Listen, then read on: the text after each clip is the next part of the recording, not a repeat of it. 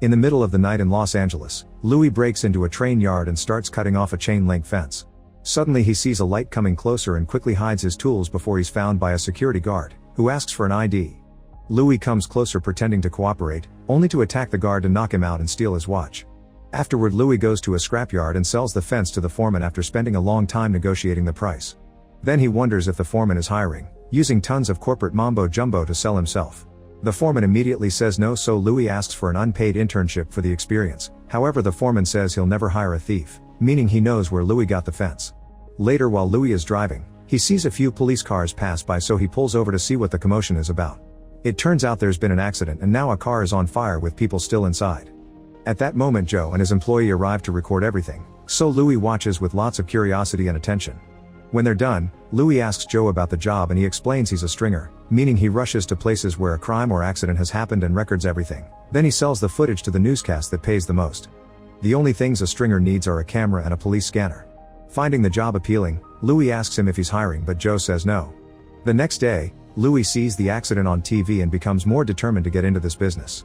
He visits the beach and waits for a guy to get distracted to steal his bike, then he goes to pawn it off. The shop owner isn't willing to negotiate the price no matter how much Louis insists, so instead he asks for store credit and gets a camcorder plus a police scanner in return. That night, he uses the scanner to start listening to all the reports in the area, only to realize he doesn't understand the codes and that he needs to find a good route to get there quickly. He first arrives at a simple arrest, and the cops immediately send him away. Next, he tries recording a woman who was stopped by the cops for driving drunk, but once again the officers quickly kick him out. Eventually he reaches the scene of a fatal carjacking and gets close enough to the victim to record some really graphic footage. This makes a cop angry and immediately kicks out Louis and another stringer, who curses Louis too because now he can't finish recording. Louis ignores his anger and follows him to hear his conversation on the phone so he can learn how to negotiate with newscasts and how much to charge. Afterward, Louis goes to Channel 6 and shows the footage to news director Nina, who immediately becomes impressed by how close he got. She calls over the producer Frank, but the man freaks out, saying they can't put such graphic images on a morning show.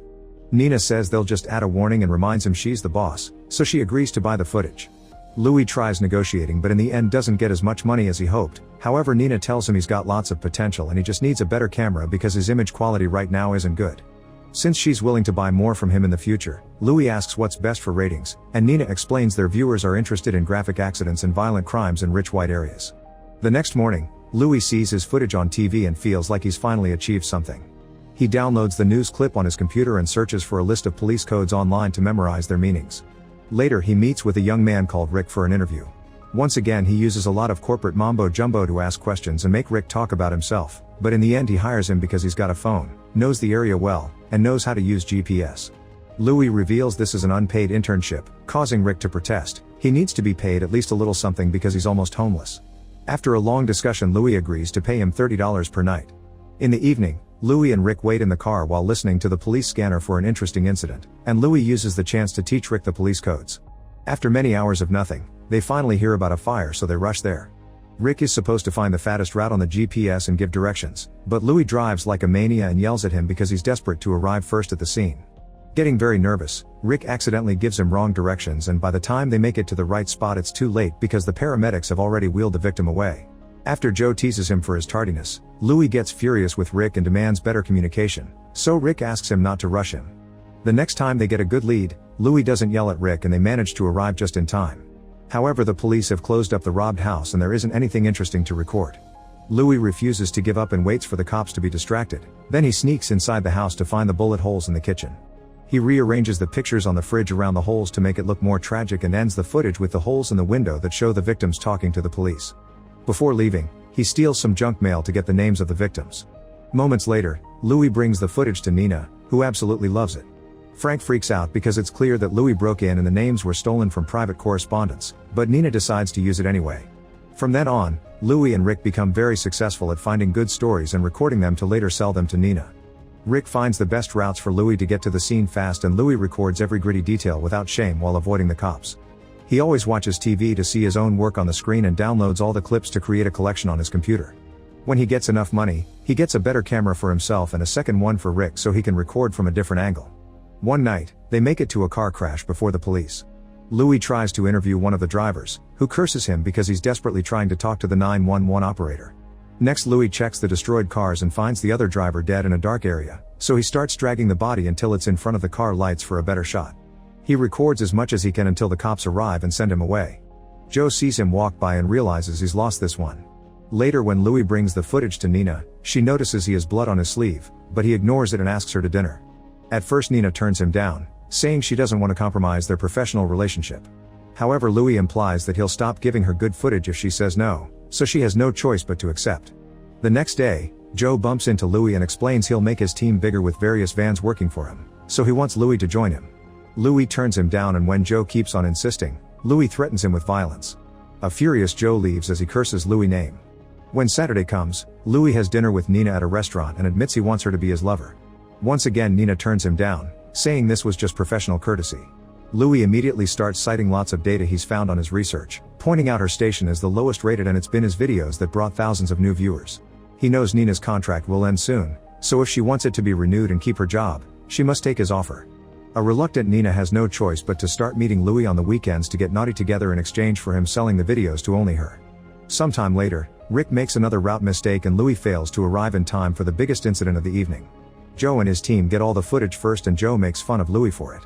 At the end of the night, Louis brings Nina some recordings of smaller crimes and Nina snaps because their rival channel will get the big story instead. Her bosses will be furious, and she feels like she's given him her body for nothing. The next morning, Louis watches Joe's footage on the rival channel and gets so angry that he smashes his bathroom mirror. Wanting revenge, he decides to sneak into Joe's house and mess with his van. That night, Louis and Rick arrive just in time to record a car crash. It turns out it's Joe's van and he was seriously hurt in the accident, so he's being taken away by the ambulance. Rick thinks it's wrong to record a fellow stringer and says Joe is one of them, but Louis doesn't care and comes closer to film everything anyway. Joe glares at Louis with fury as he chokes on his own blood.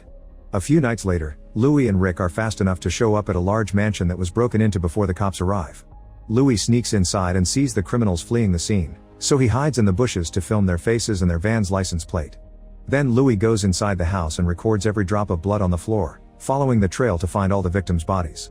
One by one, Louis makes sure to film them all, and even adds footage of an empty crib with enough buildup to make the viewer think there may be a dead baby in it.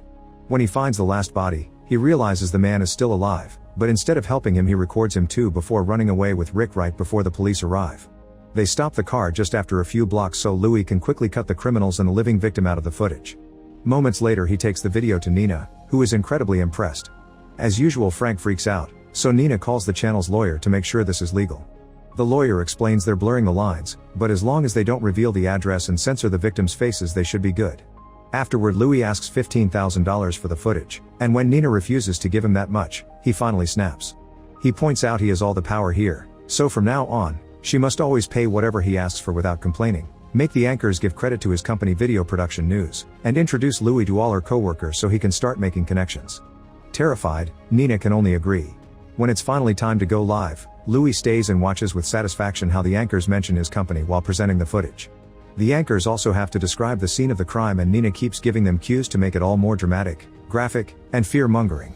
When they cut for a commercial break, Nina's bosses call to congratulate her and ask to meet Louis. The next morning, Detective Frontieri and her partner come to Louis' apartment to ask him some questions. Louis makes up a story, saying he heard the shots and entered the house intending to help, but it was too late, so he started recording instead. He remembers seeing a van going away, but he didn't catch the criminals' faces. The detectives aren't convinced, but they can't do more, so they leave. Afterward, Louis searches for the license plate online and gets the address of one of the criminals. He goes there with Rick and they wait outside the house for the criminal to come out. When Rick notices the van, he wonders why Louis won't call the cops now, so Louis explains he wants the criminals to go somewhere nicer, hoping that they'll resist the arrest and make a better story. Rick freaks out and says this is getting too dangerous, so he demands a raise. Louis makes him choose the number and Rick says $75 a night, causing Louis to immediately seal the deal.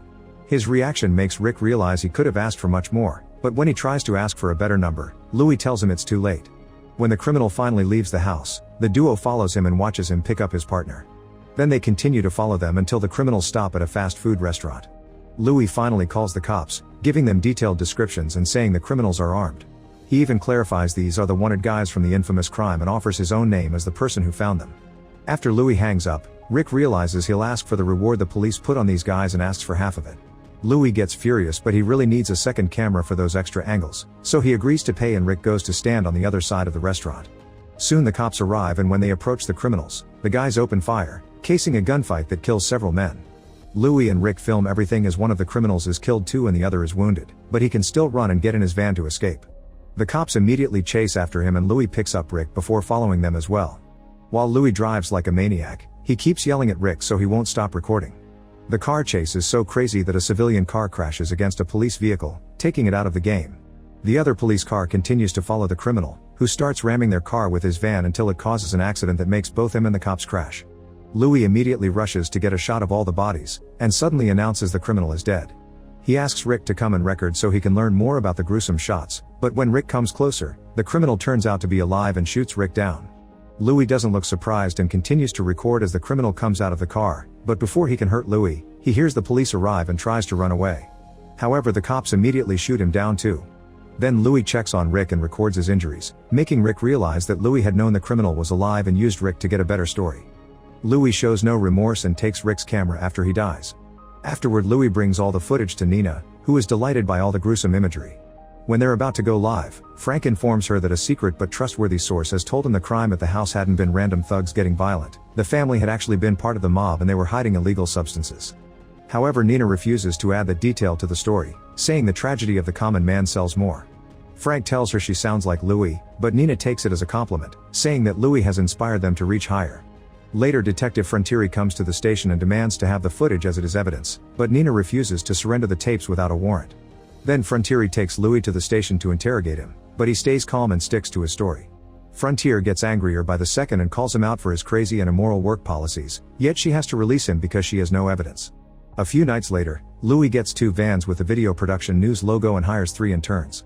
He won't be paying any of them, but he promises that he won't make them do anything he won't do himself before they leave together to find the next story.